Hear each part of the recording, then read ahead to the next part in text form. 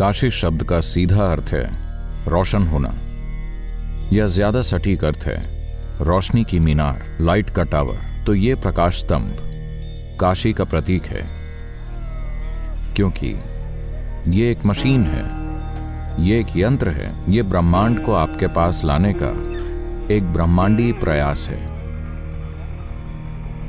काशी एक कोशिश है, सूक्ष्म जगत और बाहरी जगत, सीमित और असीमित, और भौतिकता व ब्रह्मांड के असीम आयाम का मिलन कराने की।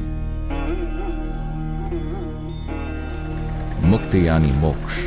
तो मुक्ति का मूल अर्थ है खुद से मुक्त हो जाना, क्योंकि आप अपने जीवन की इकलौती परेशानी हैं।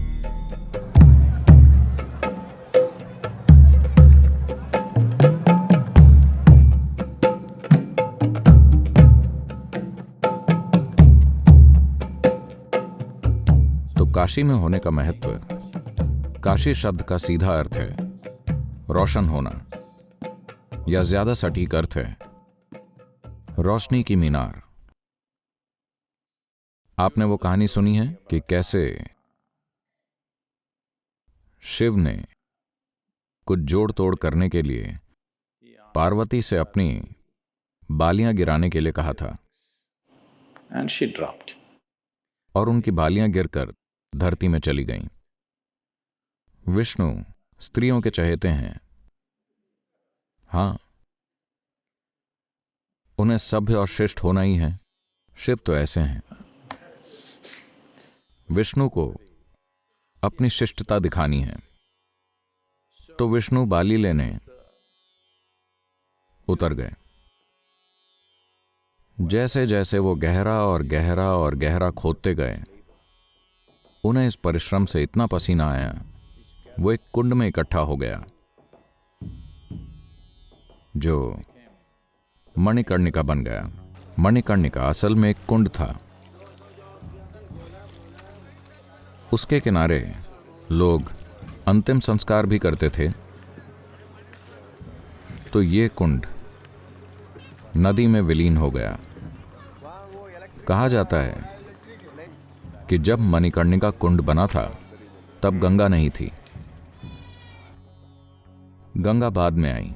जब गंगा आई तो कुंड गंगा में विलीन हो गया। जब उन्होंने ऊपर देखा तो शिव प्रकाश के टावर की तरह लग रहे थे। हमें यह समझना चाहिए कि आपने कभी एक शक्तिशाली टॉर्च आकाश की तरफ मोड़ी है? आपने कम से कम रात में कोशिश की, आपने रोशनी का एक टावर ऊपर जाते देखा?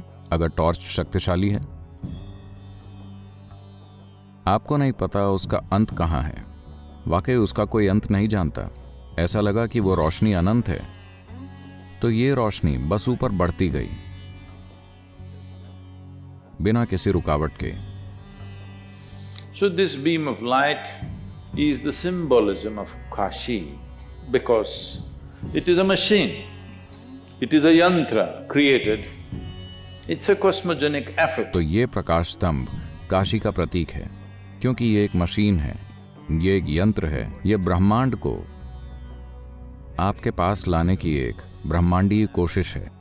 क्योंकि ये सौभाग्य है कि इस ब्रह्मांड का हर छोटा कण, एक परमाणु से लेकर अमीबा तक, एक कोशिका वाले जंतु तक, और ब्रह्मांड की बाकी सभी चीजें और इस पूरे ब्रह्मांड का डिजाइन मूल रूप से एक ही है।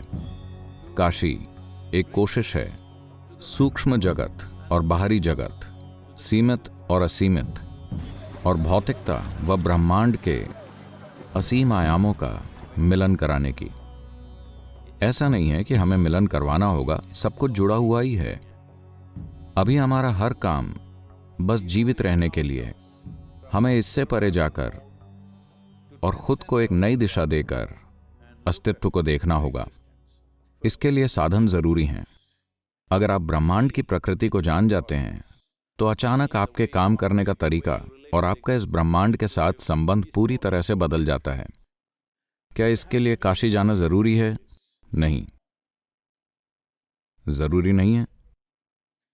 पर देखिए, आप कहीं भी सेहतमंद हो सकते हैं, पर कई लोग बीमार होने पर अस्पताल जाते हैं, क्योंकि ये एक ऐसी जगह है जहाँ कुछ साधन, सुविधाएं, दवाएं और एक्सपर्टीज एक ही स्थान पर उपलब्ध होते हैं। तो काशी भी एक ऐसी जगह है जहाँ एक पूरी व्यवस्था थी, जहाँ ज्ञान था, जहाँ सिस्टम थे, जहाँ तरीके थे, अलग अलग तरह की क्षमताएं थीं, सब कुछ। एक समय था जब वहाँ हर तरह के विशेषज्ञ रहते थे।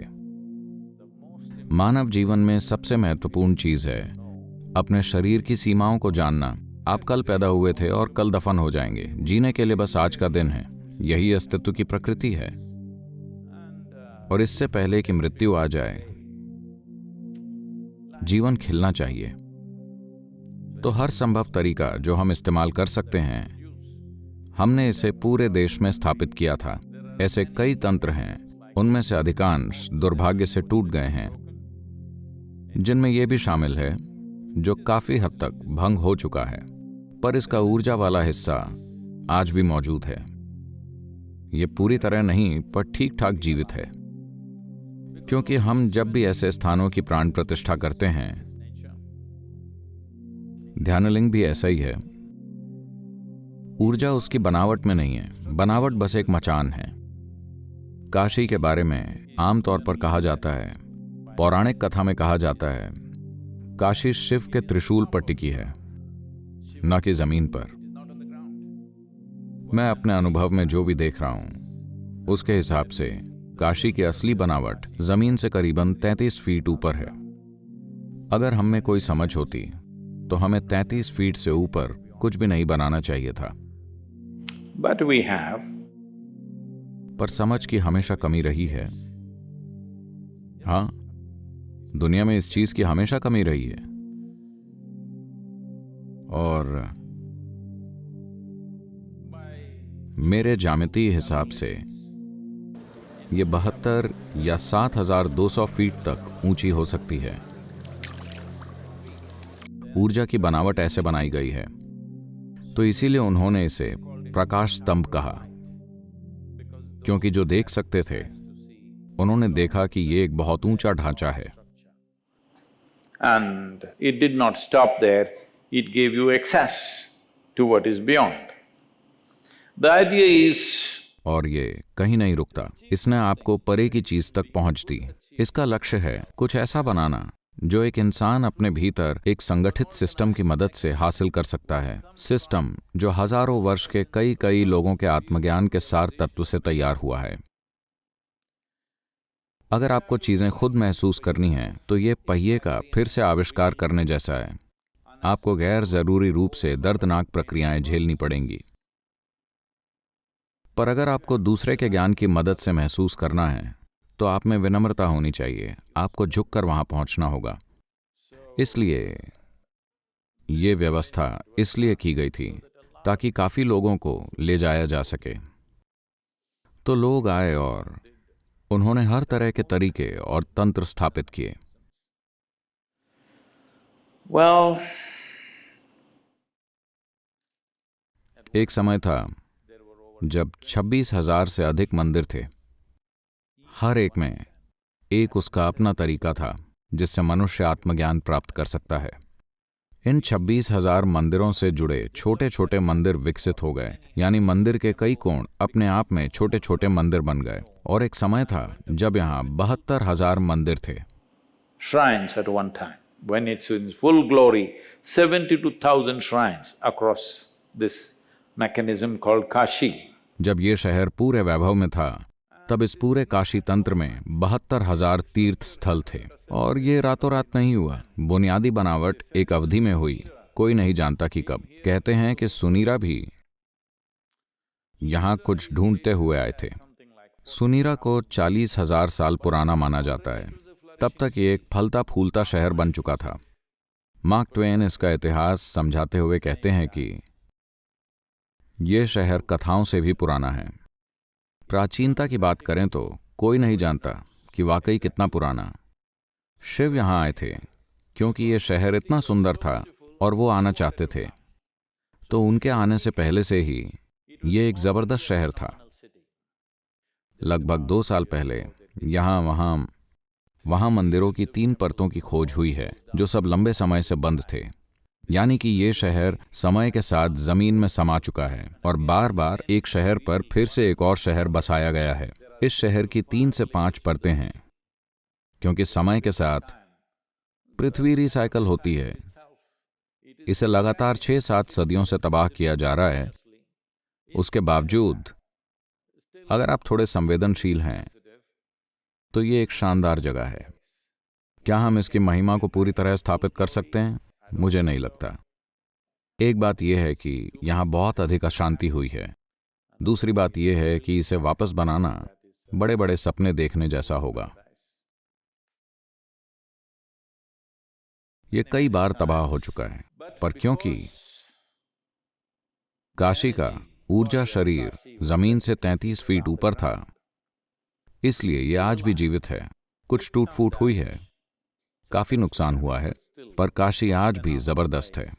क्योंकि अगर आप इसे ऐसे देखना चाहते हैं, यह समझाने का एक तरीका है कि यह 72,000 ऊर्जा के कमरों वाला एक घर है, जिसमें 3,000 से ज्यादा ऊर्जा के कमरे जीवित हैं। जीवन के हर आयाम के लिए, मनुष्य के हर गुण के लिए उन्होंने एक लिंग बनाया था। ये मंदिर इस तरह बनाए गए थे, हर पहलू के लिए एक लिंग।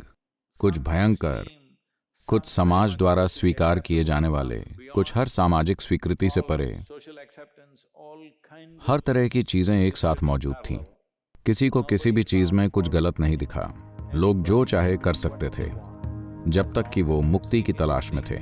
अगर वो मुक्ति की तलाश में थे और वो इसे लेकर ईमानदार थे, तो वो जो चाहे कर सकते थे। That is how significant mukti was considered to be. मुक्ति को इतना महत्वपूर्ण माना जाता था। आपको इसी जीवन में मुक्त होना चाहिए। तो मुक्ति पाने की पूरी प्रक्रिया का आधार यही है कि वो एक चीज की सफाई करना चाहते हैं, जिसे वो कर्म कहते हैं। A cloud of memory and imagination. कर्म यानी यादों और कल्पनाओं का एक बादल, जो आपको धोखे से कई झूठी चीजों पर विश्वास दिलाता है जो सच नहीं है। आप देख सकते हैं कि अभी यहाँ आपके पास बस एक ही चीज है, जीवन। बाकी सब आपकी कल्पना है। मुक्ति यानी मोक्ष। तो मुक्ति का मूल अर्थ है खुद से मुक्त हो जाना, क्योंकि आप अपने जीवन की इकलौती परेशानी हैं।